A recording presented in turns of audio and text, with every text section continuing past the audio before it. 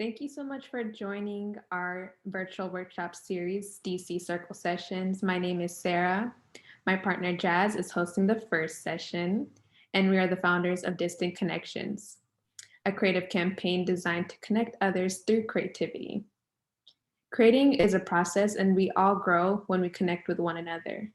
Our goal for DC Circle Sessions is to support creatives by providing a space for others and our members to share their insights and push others to grow in their crafts.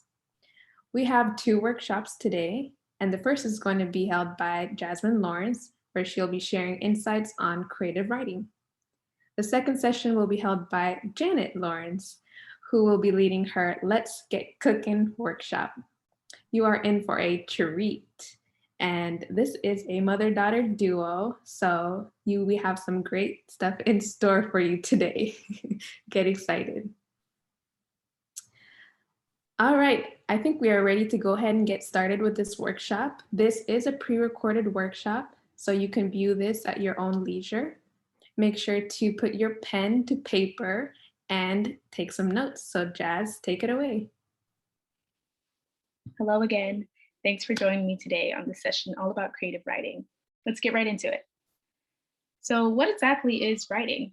In its most basic form, writing is a tool that we use for communication. It's a way for us to share ideas and get information across to others. And all of us have various and diverse cultural backgrounds, but it's very necessary to be aware of that because our cultural norms influence the way that we communicate. How people communicate in one country and one culture is going to be very different than the way another country and culture communicate. And you can see that just by watching different television shows or traveling and seeing the different ways that people communicate. And so with this in mind, there's a lot of communication, there's a lot of miscommunication and misinterpretation, confusion that can happen when you don't understand the context of which something was written or which someone is coming from. And so this is like something really important to keep in mind when you're dealing with different cultures, specifically in understanding when they're writing, understanding the diverse cultures of other authors. So when it comes to creative writing in general, there are 8 different elements that are really key to pay attention to. The first one is setting. Setting refers to the time, the place, the dimension, the reality, really establishing the general, like I said, time and space of where you're at. And all of that has cultural implications. A lot of times when you think of settings, if you might think of like a dark, scary place, like that might look a little different depending on the culture that you're in. And different things will evoke different emotions and connotations. The second one is characters. Characters could be the protagonist, the antagonist, peripheral characters, dynamic characters, and even characters that are like alongside with the protagonist, like the confidants. All of these characters and these ideas of like hero complexes, all of these will have very different implications, again, depending on the culture that you're with and the kind of values that each of those characters are supposed to hold. A protagonist could look very different with a very different set of values, depending on which culture you're in. The next one is conflict. This could be, and this is normally, when you think of the protagonist, or you think of the main character, regardless of what their values may be, their conflict can be either with nature, with the universe, things that are really outside of their control. It can be within themselves. It can be like a personal internal struggle. It can also be with society and the kind of ideas and concepts that are like constructed in the world. And it can even be like with an individual person, with the antagonist. And so again, this is really key to pay attention to when it comes to values and when it comes to really understanding the story and what kind of conflicts are really brought to life depending on the culture that you're a part of. The next one is theme, whether you're writing from like a comedic or a warring or adventurous or like a love kind of theme, there's various different kinds of themes in writing and in storytelling in general. Another one is plot. Plot and a lot of like literature that you more than likely familiar with. You think of a beginning, a middle, and end. You think of like some kind of sequence that is like an arc, a story arc. A lot of different cultures may have a different kind of writing style, and the plot may look a lot different. It may not necessarily look as like a traditional arc. So another thing to be aware of. Another element of writing is point of view, POV, which is whether the storyteller or the writer is speaking or writing in a first person point of view, second person, or third person point of view. And all of these have very different implications. And those are all things to be really key about so that you're making sure you're getting the full context, like you're putting yourself in the right position to understand the story in the best way, or in a way that is relative to the way that the author had wrote it originally. The next element is tone, which is similar to theme in a sense, but it really has to do with the way that something is being written, not necessarily just the overarching theme. Something can be written from a very melancholy manner, or something that's very uplifting or very hopeful or very witty. And so being aware of that tone, you know, the more further I get into this, we're going to talk a little bit about high context and low context cultures. And tone is something that's very, very specific and speaks very directly to whether or not something is written from high context and or a low context culture. And so the last element that I'll talk about for today is style. And that is, again, it's similar to tone and theme. It's about how something is written. If it's written, or really like not necessarily the medium, because writing is a medium within itself, but is this poetry? Is this an analytical like article? Is this something that's very descriptive and metaphorical? Is this something that is strictly narrative? Is this something that is like really fast paced and is like super like almost like advertising, how it's like copy and it's like quick? Those are all like really key things to remember when approaching creative writing, making sure that you're using a blend of all of these different elements to complement each other very well. And so when it comes to cultural impacts on our writing, we get high context and low context cultures. High context refers to the use of implicit contextual elements, indirect language, and figurative speech. This speaks to a tone that's very assumptive in the way that it's indirect, it's very metaphorical. A lot of emphasis is placed on the way things are said, and not so much the things that are said. And so a lot of the cultures that you'll find that are super high context are Asian, African, Middle Eastern countries. And I even put in some of like my own culture.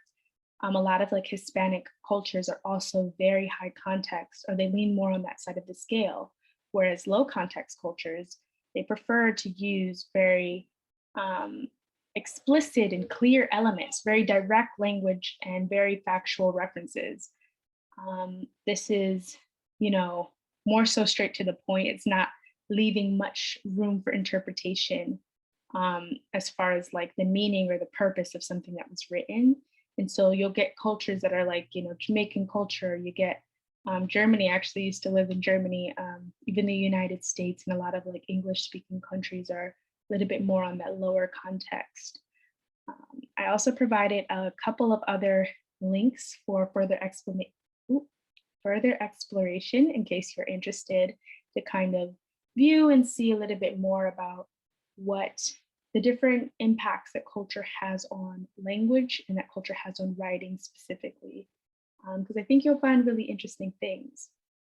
For me, I really got into writing because it was a way for me to express myself and a way for me to get my ideas across. I will say when it comes to high and low context cultures, because I do feel like I am a mix of both, because I am both come from Hispanic culture from like Jamaican Caribbean culture and American.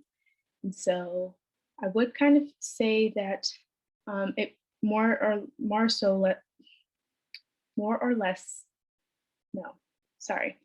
I will more than likely, depending on what I'm writing, write something from it would be a little bit direct. I think if I'm feeling a very specific way, I'll always probably start with how I'm feeling and then get into more of a descriptive pattern. I haven't written a lot of narrative work, but I think that might be something that I want to explore. But I would encourage you to think about that. And so when it comes to writing in general, you always want to write what you know, write what inspires you. And if you don't have anything that you can think of, outside of that, write from a specific prompt. So that's going to take us into today's creative writing activity. I have 4 different prompts for you to choose from. The first one is, how are you feeling? The second one is the story of your life. Third one is your greatest adventure. And the fourth one is a mystery on Crescent Island. So when it comes to writing in general, I really want you guys to all reflect on your writing and really identify whether or not you can see yourself as someone that's in a high context or a low context culture based on what your insights are from your writing. Think how you're feeling is a little bit more open-ended. That can lend itself both to high context and low context kind of elements. I'm sure there's going to be a lot of like very descriptive, very kind of like metaphorical language that might be used, but a lot of people are also like, girl, get straight to the point. Like, this is exactly how I feel. It is what it is. And then the story of your life, again, that might be a little bit more narrative where you're really lining out that plot and really lining out, like establishing like an overall setting. And that might be very much, again, like a get to the point, or you might consider to use more kind of like indirect descriptive words. And so I would really encourage you to take a prompt, spend about 10 minutes on it, and then read over it, reflect on it, and kind of figure out what that looks like for you. But I want to thank you so much for joining me on today's session. I would love to hear from you if there's anything that kind of stood out to you about creative writing and all what writing really means for you. So let me know. Thank you. Hello there. My name is Janet Lawrence, and I am a season 1 collaborator with Distance Connection, and I am also Jazmine's mom. So I am here today to cook.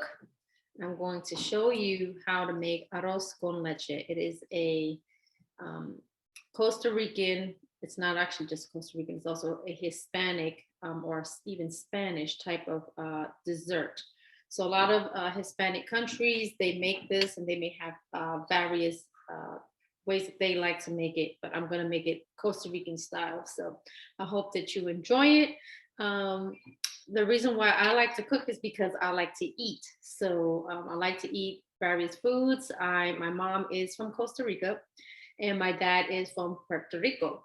Now, I was not raised with my dad, so I didn't grow up eating a whole lot of Puerto Rican food, but I did grow up eating Costa Rican food. So some seasonings that are, I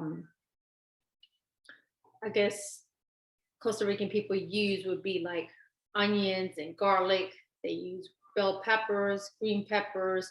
They like to use olive oil.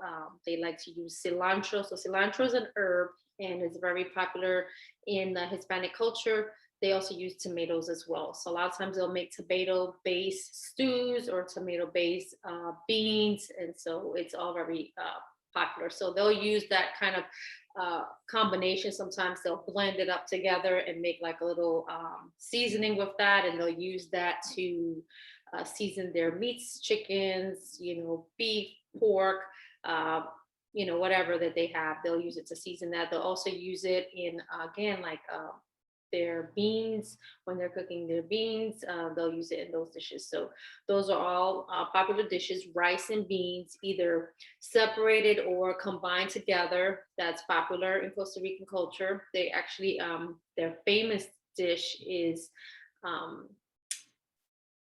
it is gallo pinto. Gallo pinto is a famous Costa Rican breakfast dish. And what it is basically like a white rice with black beans. They'll chop up some onions, maybe some garlic and some peppers, and they'll mix everything together. And voila, you have your gallo pinto. So they'll probably use like some rice that's already been cooked the night before, and then they'll probably just kind of like slightly saute it, and then they'll combine it with some beans. And so Costa Ricans use this seasoning. It's called Lisano sauce. And so this was actually a product of Costa Rica. So they actually use this Lisano sauce and they put it in their gallo pinto, and it gives it a distinct kind of flavor. If I had to describe this, I would kind of describe it as somewhat of a Worcestershire type of sauce, but it's a little different. So again, this is something that you will find for a lot of the meals that they make in Costa Rican dishes. And so they will eat rice and beans for breakfast. For lunch, they'll eat it for dinner, but of course they will vary it with, for breakfast, when they make the gallo pinto, they will also make like some eggs. They'll probably have some tortillas, some corn tortillas, and maybe like some, they call it queso blanco, which is like a white cheese. And they'll have that with tortillas and sour cream. And sometimes they'll even have plantains and maybe even some avocados. So those are some of the different things that are typical for Costa Rican meals. And so I'm going to say pura vida because that's what they say in Costa Rica, and the translation means pure life. And so anytime that you ask a Costa Rican, how are you doing, they're going to say pura vida. So that's what we're going to do today. So recipe. So today we're going to be making arroz con leche. So it's going to be a dessert, and it is rice based. It's kind of like a sweet rice. And so this is going to be some of the different ingredients that I'm going to be using today. I'm going to be using 1 tin of the evaporated milk. I'm going to use 1 tin of condensed milk. I'm going to use cinnamon sticks, probably just use about 2 of these. And I'm going to use some nutmeg, about a teaspoon of nutmeg. I'll use maybe about 6 cloves, and these are whole cloves. You can see them. And I'll probably use about like a teaspoon of vanilla extract, and I'll use about half a box of this raisins. You can use more depending on your liking. And I'm going to be using the rind of a lime. You can also use a rind of a lemon. I prefer to use the rind of a lime. So you want to make sure that you're just getting the rind and you're not getting the the actual lime part, because this is milk based. We don't want it to get kind of crazy on us here. And so I already washed some white rice. This is, I think, like a long grain type of rice. And so this is 1 cup of white rice. It's already been washed. So we're going to use 1 cup. And then I'm also going to use 4 cups of water. So that's what I have right here. And I'm also going to probably use like a cup of regular milk. So I'm using 2% lactate milk, but you can use, most folks would use like a cup of whole milk.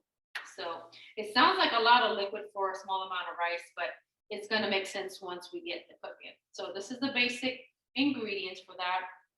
And even for a lot of Hispanic dishes, like if you've heard of flan or if you've heard of tres leches, those are also some other popular Hispanic desserts, and they will also be using condensed milk, and you'll always see them like using the nutmeg and these kind of things here as well.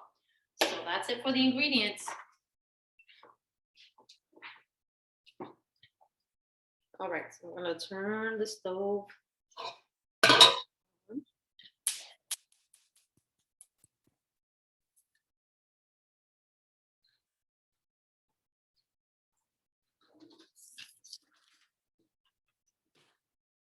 All right, so we're going to put this in here, in this pot, just like that. people may like just put the water in first and let it boil, but I'm just gonna put the rice in first right now. So when you're making this dish, you have to really watch it. Like you can't just leave it. Normally if you're making like just some plain white rice, you know, you may have like a rice cooker and then you just turn it on and just leave it. But because this is gonna have some sweetened condensed milk, you don't want it to stick at the bottom, so or get burned. So you want to definitely make sure that you're stirring it as much as possible. So I put the rice in. I'm going to just put my water in right now.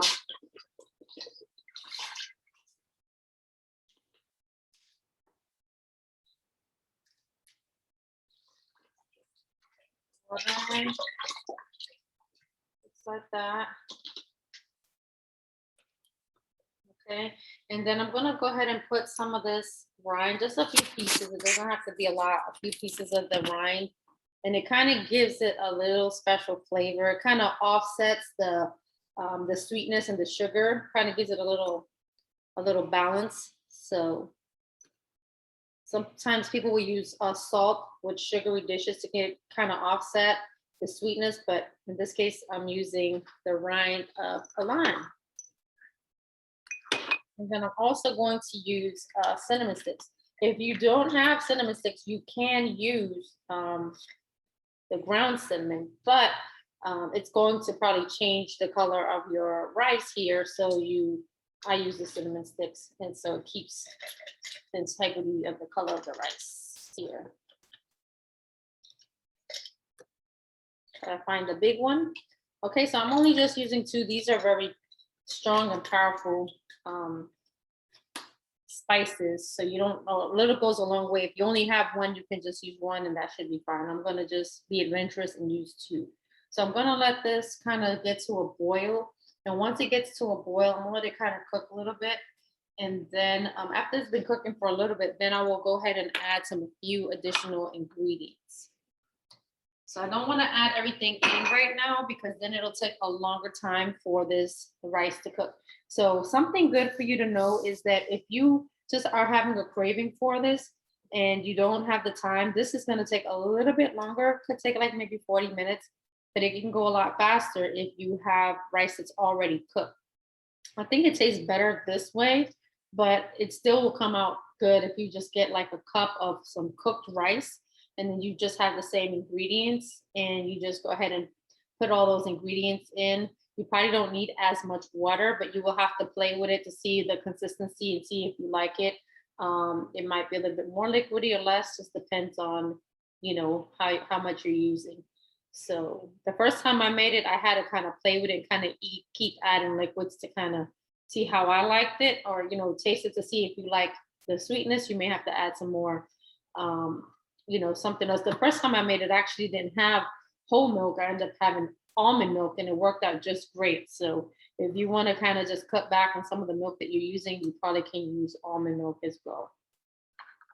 All right, so we're going to just let this come to a boil, and that should be maybe like another 10 minutes or so, and then we can come back.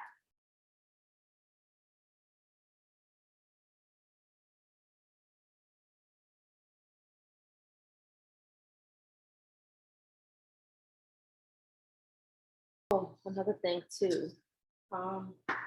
So I put in the rind of a lime. I put in 2 sticks of cinnamon, and so now I'm actually going to go ahead and put in about 6 whole cloves. So you can see, I normally don't use this, but maybe twice a year when I'm making ham for Thanksgiving, and maybe when I'm making this type of dish here. So I'll go ahead and use that. 1, 2, 3, 4, 5, 6. Just do one more for good measure, 7. So again, all of these spices, a little bit goes a long way. So I'll go ahead and put in my nutmeg too. And I'm just kind of winging this one here, but you can use either any, like a teaspoon, and that should be fine. So all those spices together, they're really, really good. And you also will have your house smelling really good when you're making this dish, because you have the cloves, you have the nutmeg, you have the cinnamon sticks, and we're bringing this to a boil, so it's gonna make your house smell really nice as well. Let's kind of give this a little stir. So the goal for me is to kind of like halfway cook this with just water, and then I'm gonna come behind it with the milk. So that's kind of like my little goal.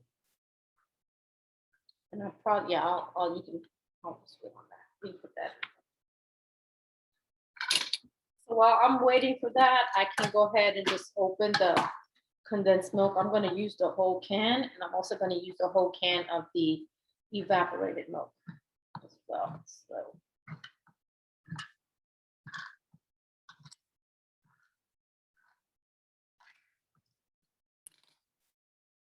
So just a fun fact, this dish actually derived from Spain.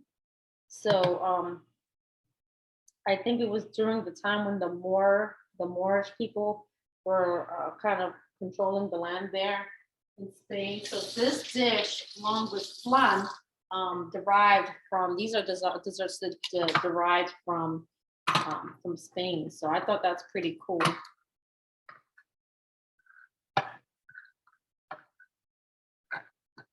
A lot of Hispanic, or Spanish-speaking countries, they're, because of the colonization that has taken place, history, many of them are just a mixture of the indigenous people, the indigenous American people, the natives of the land, and also even a lot of Africans were sent to a lot of these countries.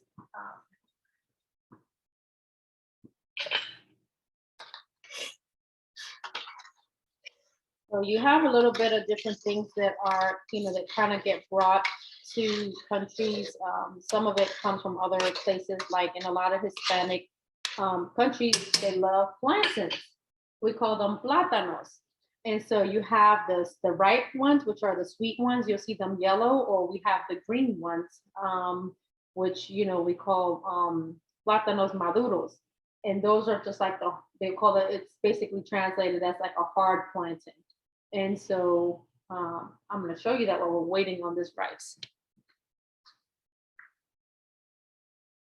So this is an example right here of, it looks like a banana, but it is plantain, and it's green and it's hard. So some people may not want to use this because they probably feel like, well, this is not right. But this is great for making what a lot of Hispanic people call tostones.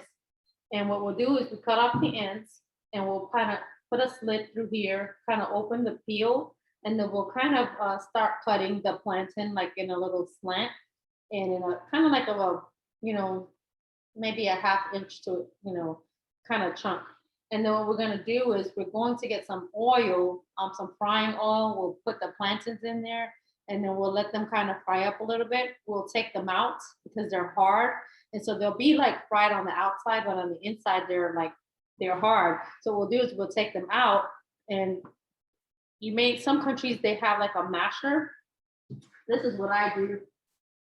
Don't judge me. You can also use a mason jar, the bottom of a mason jar. And so I use a cup, and then I kind of, I'll take the plantains out of the fryer, like maybe, when they're like been cooking for maybe like 2 minutes or so. I'll take them out.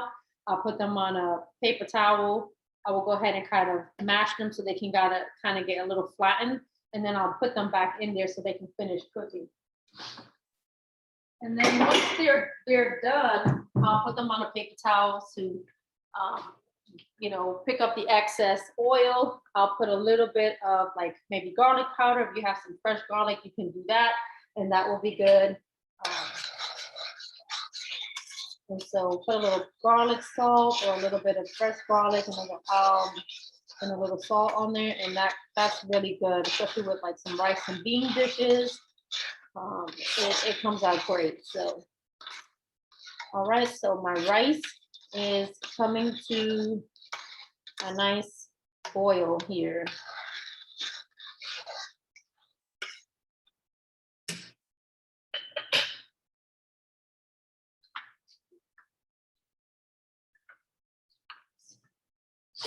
Okay, so it's coming up to a nice boil. I'm not gonna cover it just yet. I'm just gonna let it keep boiling. All right, the next step is I'm going to already put the nutmeg, I already put the cloves, and I already put cinnamon stick and the rind of the lime. So I'm going to actually soon put in the condensed milk. But I want it to kind of boil a little bit longer. And so it's boiling. I'm going to bring my heat down a little bit, because I don't want the water to totally evaporate here.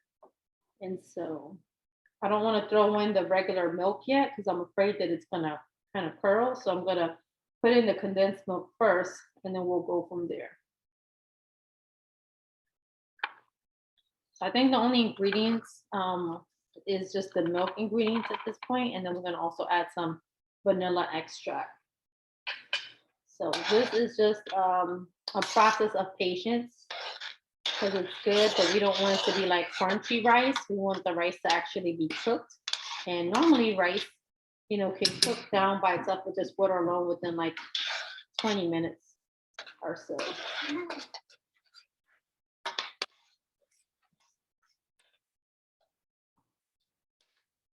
Jazmine, can you smell it? Right. Got Jazmine and Janelle here in the kitchen. Okay, so I'm just gonna keep on giving it a little stir. I wasn't keeping the track on the time to see how long it's been already, but I suspect 10 minutes probably have already passed. I'm gonna go ahead and pour this in.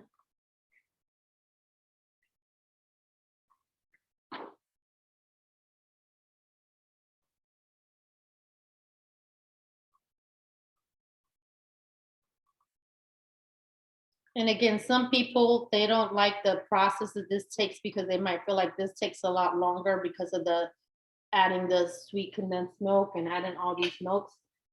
They feel like that might kind of make it harder for the rice to cook down. So they'll already use the cooked rice and then kind of put these ingredients, you know, afterwards. So you can do that too. You can totally use cooked rice. Doing it this way, you just have to add more liquid. Takes a little longer, and you have to definitely watch the pot more and keep stirring.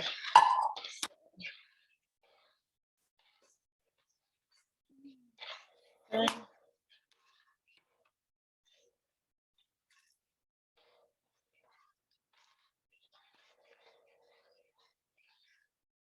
Why do you put a lime rind in there? So that's just something that I always see my family do. So I just kind of follow suit. It's not going to, I believe it's optional. So I believe that you don't have to do that. It's not like critical to making arroz con leche. And by the way, arroz con leche in English is just basically like a rice pudding. It's more of a, it's called rice with milk, is how it's translated. But it's really like what American people would call rice pudding. But it definitely has a different taste. It has a little bit more spices and has, I think, a better flavor. So, but I think if you try to make it with the rind and then you try to make it without the rind, that's the way you'll kind of know like the difference in how it tastes. So I'm going to use a cup of regular milk now.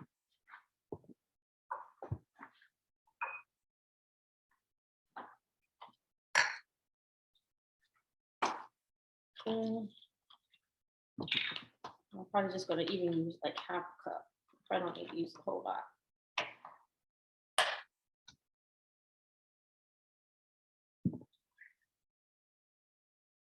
All right, so I'm gonna add some more milk here. All right. And some people, when they make this dish, they put the raisins in while they're cooking, but they may have issues with the raisins because raisins can like soak up liquids.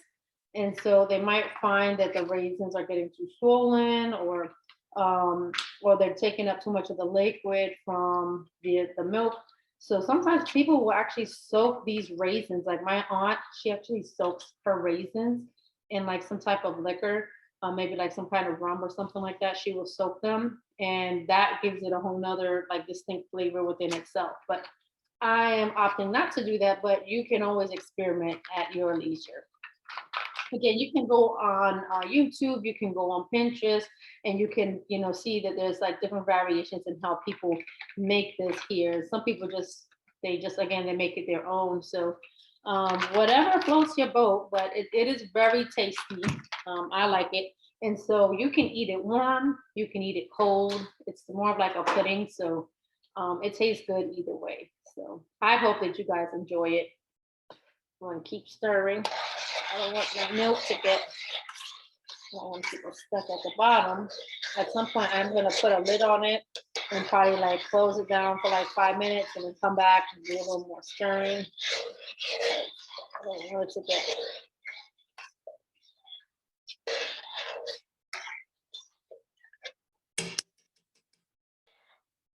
All right, I'm going to go ahead and put this now. So it seems like we're putting way too much liquid here, but I think this is gonna work. I hope it does anyhow.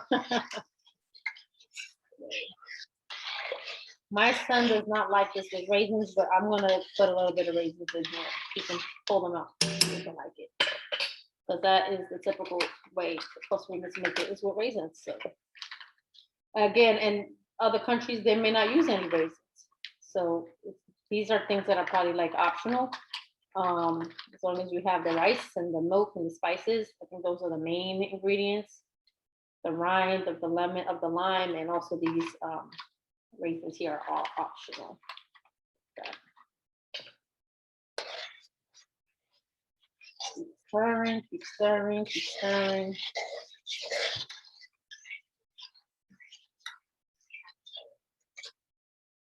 All right, so the last thing I have not put in here is vanilla extract. I'm sure if you actually have a vanilla, like an actual vanilla bean, it's probably even better. So I'm gonna just, that's probably a little bit more than a teaspoon, but that's okay. All right, we like vanilla. All right, I'm gonna let this come back to a boil now that I have added these other ingredients. And then I'm going to kind of like let it simmer down a little bit. I'm gonna put a lid on it for a little bit, and then I'm gonna come back and just kind of keep stirring. Again, this is not one of those dishes that you want to forget on the stove, because you'll be disappointed. It will burn and get stuck, and it won't be good.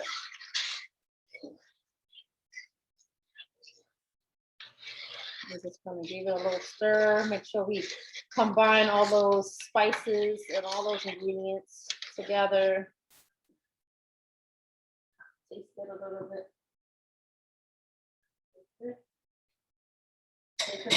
Some people even add, they add more, like they add sugar to it. I'm definitely not gonna add any sugar to it, because I think that's enough, but some people do that. I'm not gonna do that. So, all right, it looks like it is starting to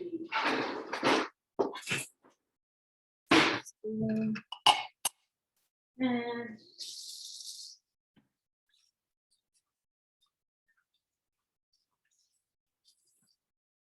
you gotta wash your hands before and during and after you cook anything. All right, so it looks like it's kind of slowly coming back to a little boil. I'm gonna keep on stirring. And if I need to add more milk, I can always do that as well. I think we're good.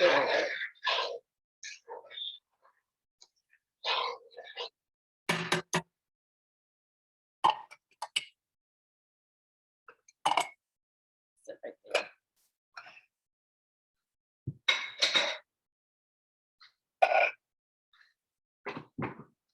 So while that's doing that, I'm just gonna go ahead and start putting some of my other ingredients away. I think I'm gonna add an extra clove just because I think maybe it can use extra. Yeah, I think I'm gonna add another little dash of nutmeg. I think that's it.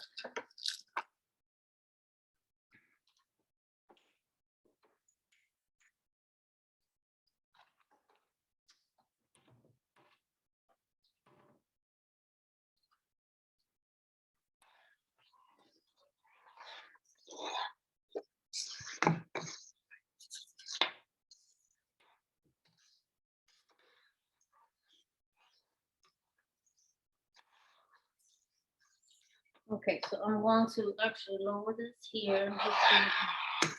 When was the first time you made arroz con leche? When was the first time you made arroz con leche?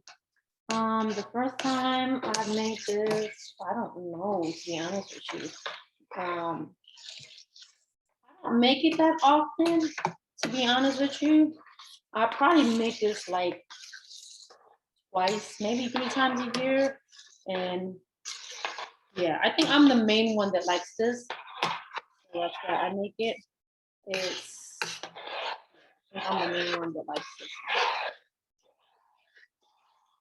But when I go home, sometimes, like, you know, around family, they'll make this, and this is always like a kind of a comfort food. When somebody says, "Oh, I'm making arroz con leche," everybody gets excited in the house. In a Hispanic family, my family's multicultural. We're American for the most part. You know, my kids are too, and my husband, he's Jamaican, so I don't know if it's the same excitement about arroz con leche in my house when I say I'm making it. I think my daughter, Jazmine, she's a foodie, kind of like her mom. So, you know, she will eat anything that I make and she will be happy about it. My little one, Janelle, she is allergic to dairy, so she cannot have this. So I bought her own special dessert for today because I didn't want her to feel left out from not having a dessert. So I got her own special dessert, but again, she can't eat this, and my son, he'll eat this. He does like this dish, but it's basically me, my daughter, and my son. My husband, he'll eat it, but he's not like necessarily gonna get like excited about it like maybe we made. But that's why I'll probably just make it like 2-3 times a year. I don't know that I have quite the courage to make this around my family because they're like kind of more serious about this kind of stuff. And as far as they're concerned, I'm the American and I'm not the native Costa Rican. So, you know, they probably don't feel like I can quite compete with them at this point, but it's okay. So this is gonna be like a dish of patience here.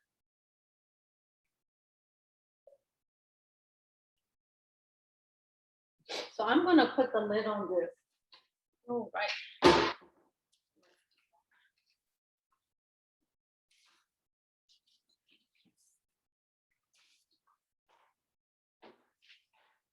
I'm gonna be standing right by watching this because I do not want it to stick or burn.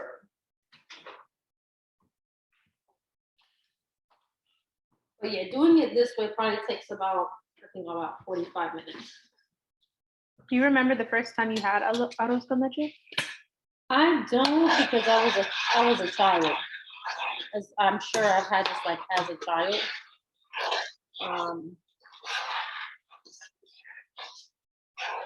So no, I don't remember.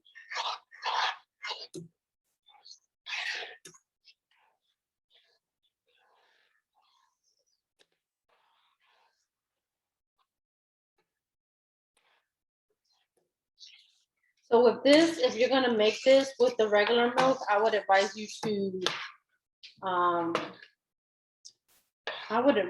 use whole milk because you don't want it to curl, especially because you know you're boiling it, so you don't want it to curl. And you can even experiment and do the almond milk. I've tried that before and it actually still came out really good.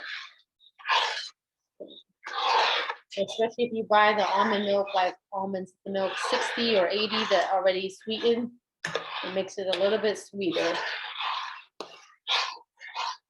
I started with 4 cups of water. Some people probably won't use 4 cups of water. They might use 3 cups of water and like maybe a whole cup of milk or some extra milk. But I think using the plain water to let the rice cook helps the rice cooking process to happen a little bit faster. Not that I'm seeing it right now because it looks like it's still kind of slow process, but so we'll just kind of wait and see. And the good thing with cooking is, you learn from your mistakes. So, sometimes people don't want to cook something outside of their comfort zone or what they're used to eating, or they're not used to trying to cook like new recipes. So I would encourage you to definitely go on like YouTube or go on Pinterest or even just Google something that you haven't tried to cook before and just try to follow it, because sometimes you can just find a base and then you can kind of modify it and then just kind of make it how you like it. So that's how I actually got started cooking, because my dad, even though I didn't grow up with him, he was actually a chef. So I think somehow I kind of got that little cooking gene. But my mom, I grew up with her, but she was always working. And so she really did not cook. I also grew up with my grandmother, and my grandmother worked as well. She did do a lot of the cooking, but I really did not learn how to cook until I became an adult and I was already on my own. That's when I really started cooking. And I also really started kind of experimenting with different kinds of recipes from even other cultures, because I grew up in Brooklyn, New York, and it's like a melting pot of all types of cultures. And so you talk about culture, you're talking about food, because food and culture kind of just go hand in hand. Every cultural group that I know, they have their, staple dish, or they have their food that they like to go to, whether it's like an appetizer or a main dish or dessert. So I enjoy the various different cultures that I grew up around: Italians, Chinese, Hispanic people, Caribbean people, even just, Southern cuisine. So I enjoyed a variety of different dishes. And so I kind of like made it my business to learn how to cook a variety of different types of foods and from different cultures. And sometimes people will stereotype me because they may not think I look like I can cook a certain type of meal. And then, they're like, oh, wow, we didn't know you know how to make that. So again, I just encourage you to kind of explore different types of things. I'm not a huge sweets person, but every now and then it's like I'll have a craving for something. And I like to know, like, hey, I can make that. I don't have to like go to the store or wait for somebody. I can just make it myself. So in my pantry, I have all types of seasonings from, some people have their basic seasonings they use for everything. I get tired of eating the same thing over and over again. So I try to do like a variety. Maybe today I'm doing Italian, maybe tomorrow I'm doing like Hispanic type of food. Maybe the next day I'm just, doing like, just simple American, spaghetti, or, something basic, something simple. So it could be like a 30-minute meal, a 20-minute meal, or like a big elaborate, meal that you're making. But you want to make sure that whatever you're doing, that you feel good about it, and what you're putting into your food. So I think that also helps you to feel good about it. And especially if you're sharing it with others, it's good. So give this a stir. Looks like we're making a little bit more progress here. When you're making a dish like this, I think one of the mistakes that I have made is trying to, you're trying to be conservative about, your calories, but this is not that type of dish. So yeah, you might as well just go full throttle. Just use the whole milk. I actually used, I used like a 2%, but yeah, I only used a little bit, and I'm glad I did, because it would have totally probably curled in here. But definitely want to keep giving it a stir.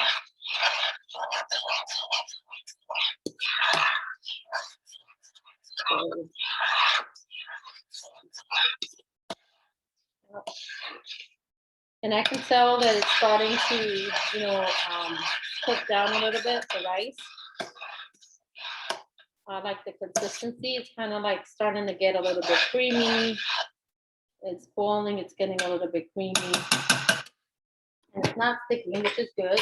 So it's gonna keep letting it do its little thing here. So I hope you guys are enjoying this little lesson here, and I hope that you will make it yourself at home one day. Hopefully you're not all like lactose intolerant, or I know some people are kind of dairy free, but there are other dishes that you can try if you can't do dairy. So there's really no substitutes. I can't give you any, because there's three different types of dishes. And although the sweetened condensed milk is just basically sugar and whole milk, it makes a difference with the milk that you're using. So if you can't do condensed milk, and if you can't do evaporated milk, then yeah, just don't even worry about this dish, because it's just not going to be the same. If you just try to use only almond milk, you can try, but I just don't think it's going to be the same. So yeah.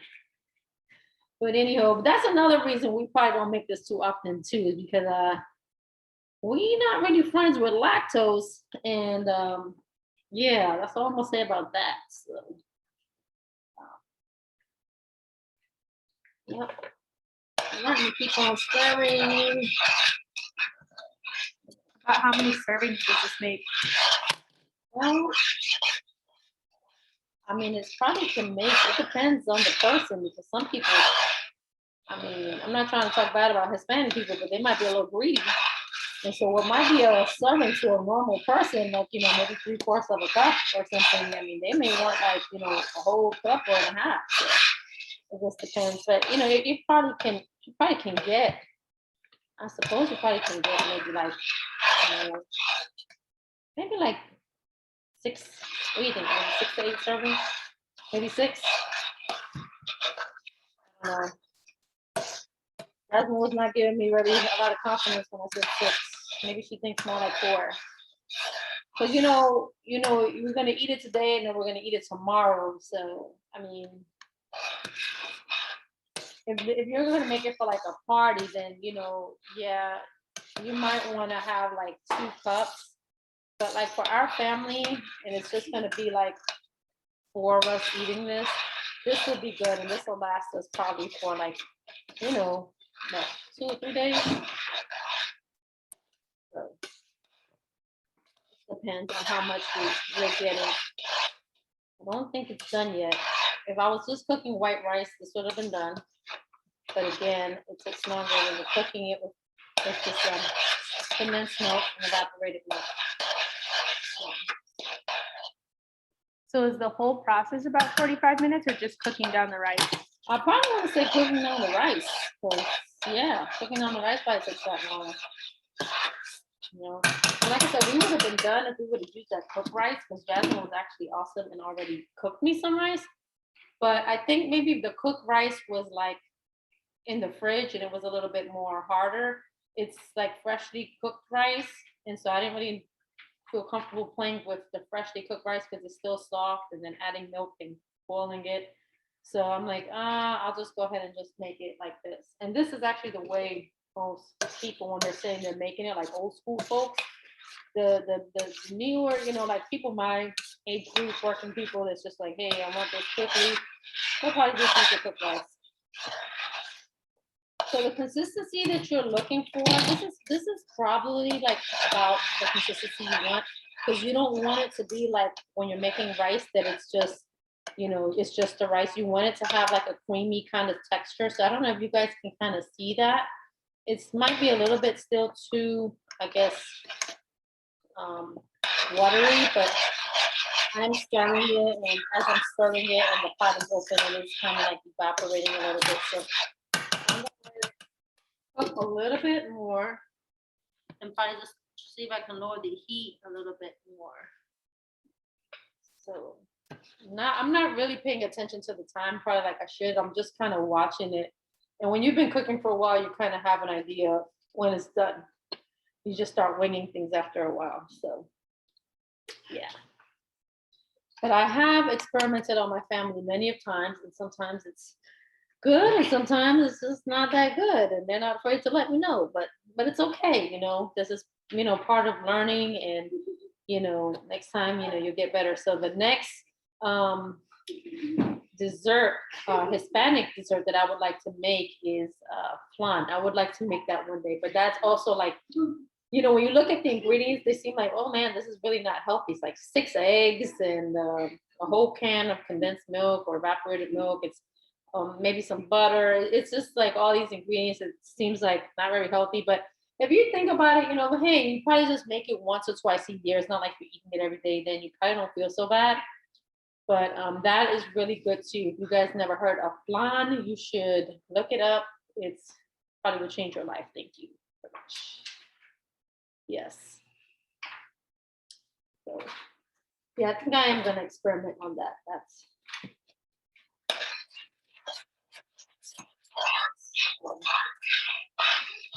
definitely gotta keep stirring this, because as soon as I open the pot, it looks like it's trying to do something. So I gotta keep it from doing that, something that it wants to do, like stick to the pot.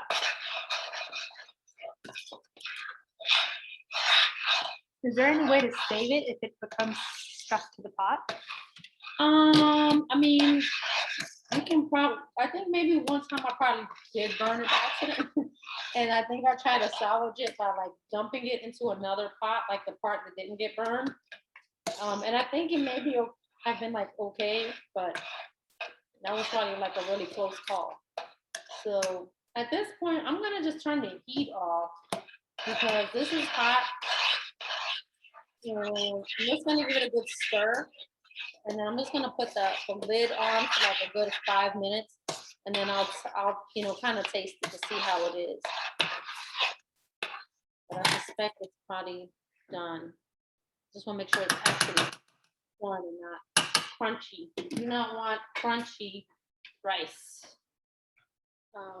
Rice pudding. So again, some people like it like kind of warm, and some people like it cold, like they'll put it in the fridge and then they'll eat it like the next day after they made it. So for me, I like it either ways. But I think typically because it's a pudding, you probably want it cold, right? Like you would have a banana pudding or any other like a regular rice pudding, you probably want to eat it warm. So I'm gonna see what's going on here. It's not been 5 minutes. I know. I knew you was gonna judge me like that, but I'm on my time. As Tabitha Brown would say, it's my business, right? Like so, like that.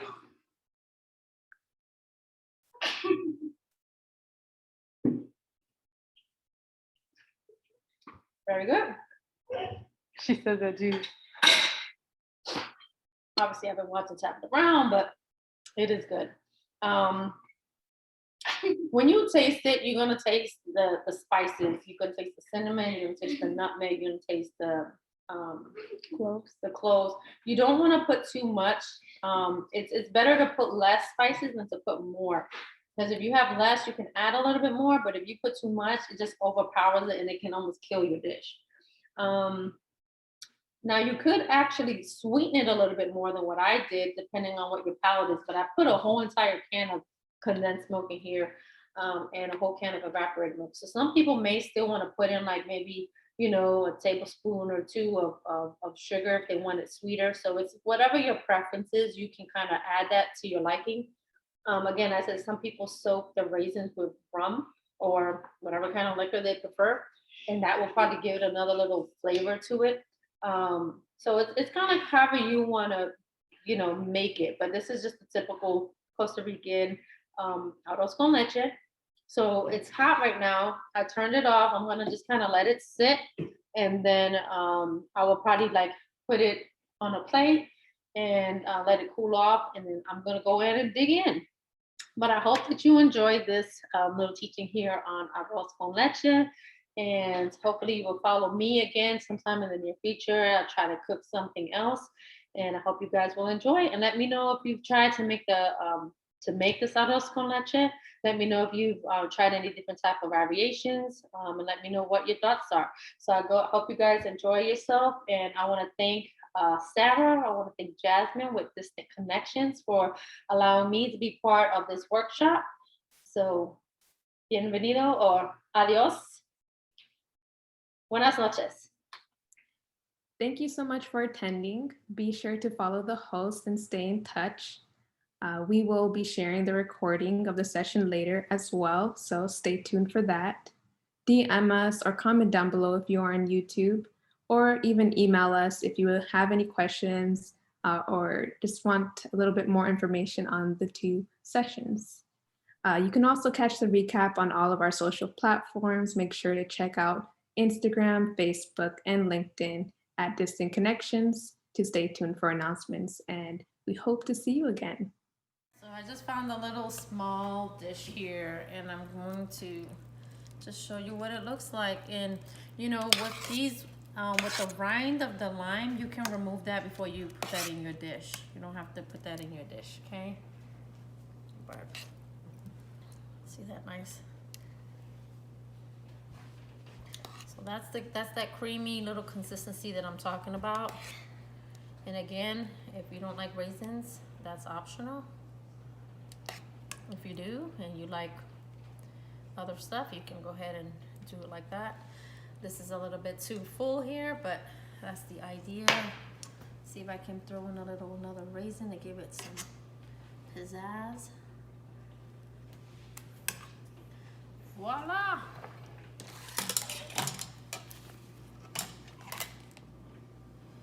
So again, this is gonna go in the fridge.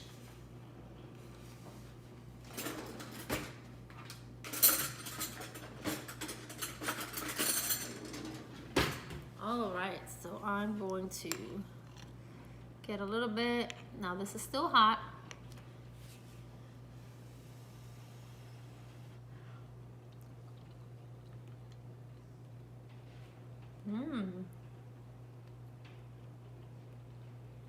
The rind makes a difference. Gives it a nice little flavor. Our next workshop series, where we'll have, again, multiple workshops for DC Circle sessions, will be held on April 24th. So stay tuned for that and make sure to sign up on our website.